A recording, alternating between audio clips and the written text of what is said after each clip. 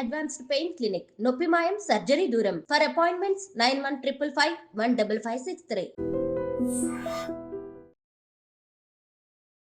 ఈ సినిమా మనది అనుకునేవాళ్ళు లేరు. ఈ ప్రొడ్యూసర్ మనాడు. ప్రతి సినిమాని మేము ప్రేమించేవాళ్ళం. సినిమా అంటే అంత ప్రేమగా ఉండేది. ఈ సినిమా మనది, బాగా రావాలి. ఈ సినిమా రోజునే చెప్పేవాళ్ళు, ఇది 100 days ఆడుతున్నారా డెఫినెట్గా అనేవాళ్ళం. ఎందుకు? సీన్స్ చూస్తానంటే తెలిసి, మన ఆర్టిస్టులు పెర్ఫార్మెన్స్ చూస్తానంటే తెలిసిపోయేది. అందుకే మీకు హేమాహేమీలైన ఆర్టిస్టులు వచ్చారు. ఆ రోజులో డబ్బు పిచ్చలేదు, పెర్ఫార్మెన్స్ కొట్టాలి.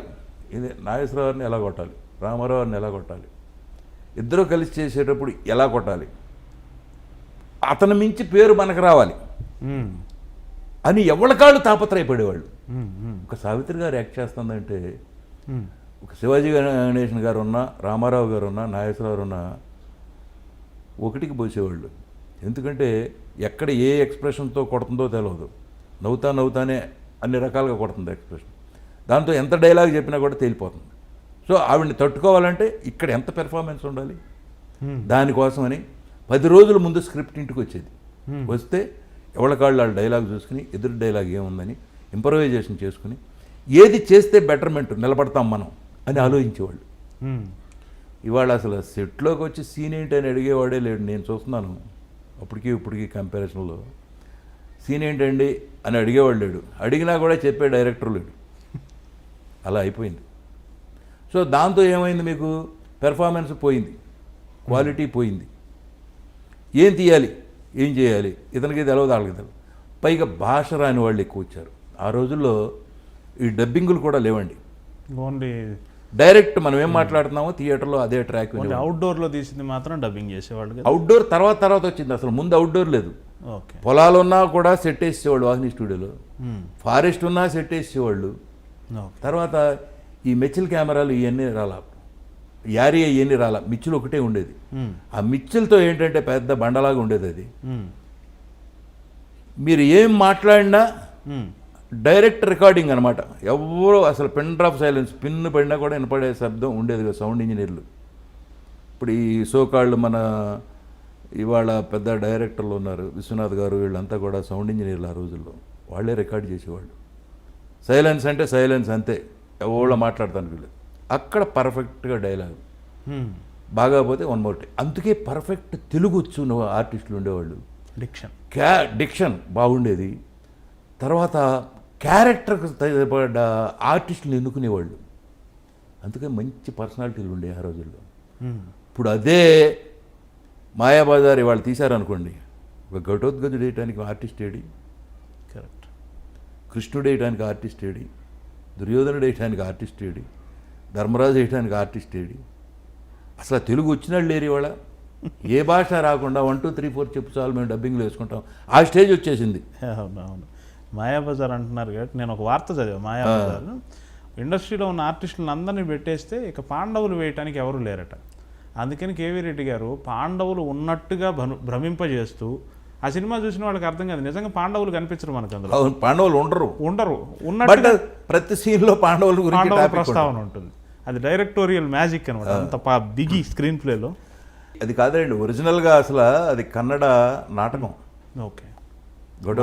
ఘటోత్కచ్ అని కన్నడ నాటకం. దాన్ని కొనుక్కొచ్చి చేశారు. దానిలో కూడా ఉండరు, పాండవులు ఉండరు. ఓకే. దాన్ని మనాళ్ళు తీసుకొచ్చి తెలుగులో చేశారు. అలాగా ఆల్ టైమ్ రికార్డ్ అయ్యింది. ఆ కన్నడలో పెద్ద ఫేమస్ డ్రామా అండి అది. కొత్త విషయం ఇది, మీరు చెప్పండి. అందరికీ తెలుసు, దాదాపు చాలా మందికి తెలుసు.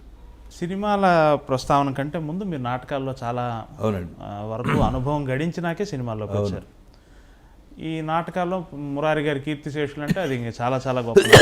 అవునండి. యంగ్ మెన్స్ హ్యాపీ క్లబ్ చాలా సార్లు వేసామండి. Young men's happy club Kakinada వాళ్ళదనుకుంటారు.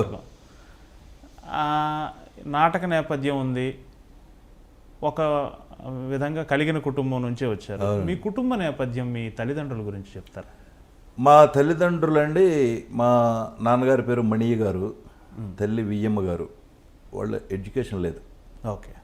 వ్యవసాయం, 40-50 ఎకరాల పొలం చేస్తూ ఉండేవాడు. ఎప్పుడు మా దగ్గర ఒక 4-5 జతల ఎడ్లు, ఒక 10 గేదెలు, 10-15 ఆవులు, దూడలు, నలుగురు ఐదుగురు పాలేళ్ళు ఉండేవాళ్ళు.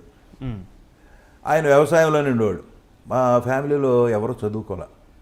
సో నాకు ఏమయ్యేదంటే నేను చదువుకోవాలి బాగా, మా ఫ్యామిలీలో ఎవరు చదువుకోలేదు కాబట్టి నేను చదవాలి అని చెప్పి నేను మా ఇంట్లో ఉంటే చదువు రాదని మా మేనమామల ఇంట్లో బట్టల పెనవర్లో చదివా. మా మేనమామ అప్పటికి స్కూల్లో రైటరు.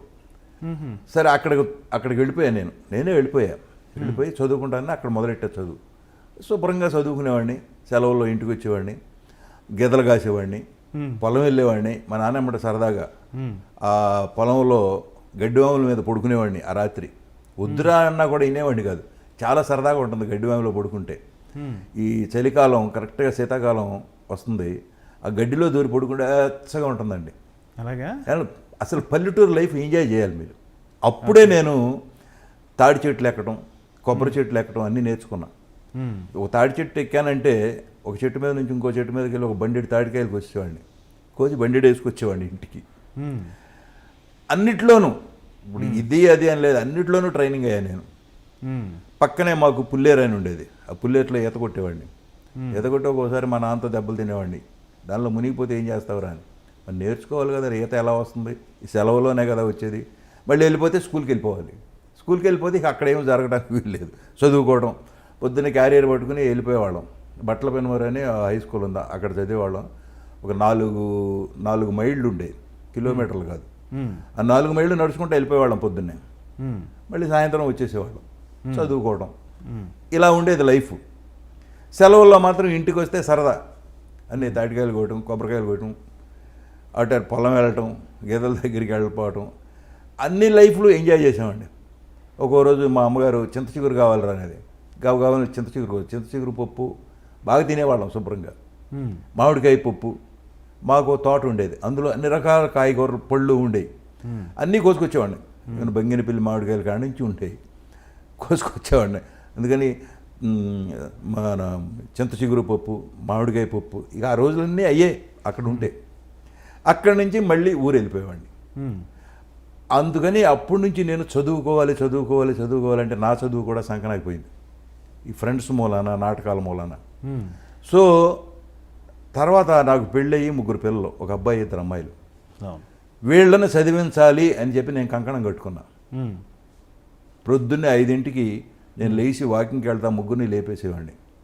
చదవండి, ఒకటే శ్లోకం చదవండి, శుభ్రంగా చదువుకోండి. హింస పెట్టేవాడిని కాదు, చదువుకోమని చెప్పేవాడిని. అట్లాగే నా 3 పిల్లలు కూడా గోల్డ్ మెడల్ స్టూడెంట్స్ అయ్యారు. 3 గోల్డ్ మెడల్ స్టూడెంట్స్ అండి. 3 పోస్ట్ గ్రాడ్యుయేట్లు అయ్యారు. తర్వాత ఒక అమ్మాయి మిచిగన్ యూనివర్సిటీలో నెంబర్ 1, యూనివర్సిటీ ఫస్ట్. డాడీ నువ్వు మీ కూతురు మిచిగన్ యూనివర్సిటీ ఫస్ట్ అని చెప్తే నాకు కళ్ళమ్మడి నీళ్ళు గిర్రని తిరిగినాయి. సో చదువు ఇంపార్టెంట్, డబ్బు ముఖ్యం కాదు. చదువుకుంటే లైఫ్లో ఎక్కడైనా సెటిల్ అయిపోవచ్చు, ఏ కంట్రీలో అయినా సెటిల్ అయిపోవచ్చు. అది నా మనసులో చిన్నప్పటి నుంచి ఉందండి. అందుకని నా వల్ల అందుకని నా పిల్లల్ని చదివించాను బాగా. చదువుకున్నారు, చదువుకోకపోతే మనం చేసేది ఏమీ లేదు, వాళ్ళు చదవకపోతే మనం ఏం చేస్తాం. అందుకని సినిమా వాళ్ళ పిల్లలకి 90% చదువులు రావు, ఎవరికి గారాం చేస్తారు, చదువుకోమని చెప్పరు. బట్ నేను రివర్స్, సినిమాలో ఉన్నాం మనం, బ్యాడ్ హ్యాబిట్స్ ఉండకూడదు. నేను మద్రాసు వచ్చేటప్పుడే మా ఆవిడికి ప్రామిస్ చేసి వచ్చా, సినిమా వాళ్ళు అంటే తాగుతారంట, అమ్మాయిలు అమ్మట తిరుగుతారంట, అక్కడ అన్నీ ఫ్రీ అంట కదా అని అంటే మా ఆవిడకి ప్రామిస్ చేశా, నేను అమ్మాయిల దగ్గరికి వెళ్ళను, తాగను, చాలా అనేది. సరే నమ్ముతున్నాను అంది. అప్పుడు వెళ్ళాను నేను. అందుకని అప్పటి నుంచి దేని జోలికి వెళ్ళలేదు. నేను కాఫీ టీ కూడా తాగను, మందు తాగను, సిగరెట్ బీడీ చుట్ట ఏమీ లేవు. టైంకి తినటం, టైంకి ఎక్సర్సైజ్ చేసుకోవటం, డ్యూటీ ఉంటే డ్యూటీ షూటింగ్ ఉంటే షూటింగ్ చేసుకోవటం. ఇప్పుడు వయసు పెరిగిన కొందికి పుస్తకాలు చదువుకోవడం, అన్నీ చదువుతాను నేను, అన్ని పుస్తకాలు, శివపురాణం కాడ నుంచి, కార్తీక పురాణం కాడ నుంచి, బైబిల్, ఖురాన్, భగవద్గీత రోజు చదువుతా. అలా అలవాటు చేసుకున్నాను నేను. ఓకే, చదువుకోలేదు కాబట్టి జీవితంలో ఇలా చదువుకోవటం మొదటి.